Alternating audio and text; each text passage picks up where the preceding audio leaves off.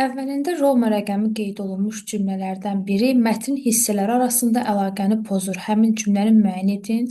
Mətndə həmin cümlə beşinci cümlədir.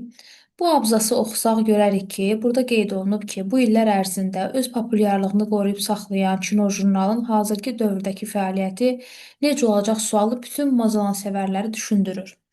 Çünki baxın, bu cümlənin ardıca gələn cümlə bu cümlə olmalıdır. Çünki əvvəlcə nəticəni verib, sonra isə onun səbəbini açıqlayır.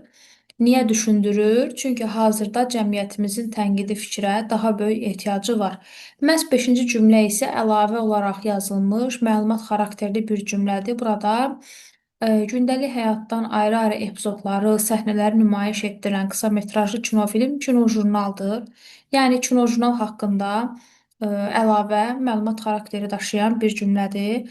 Yəni bu cümlə bu abzasa aidiyyatı yoxdur. Buna görə cavabımız məhz 5-ci cümlə olacaq.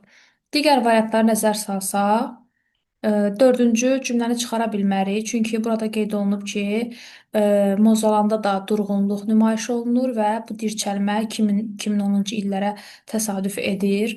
Yəni özündən sonrakı cümlələr üçün e, giriş xarakteri daşıyır, digər cümlələrlə əlaqəlidir. 2 və 3-cü cümlə ümumiyyətlə bir-birinə əlaqəlidir. Həmçinin burada kinojurnalın ilk filmin adı qeyd olunub.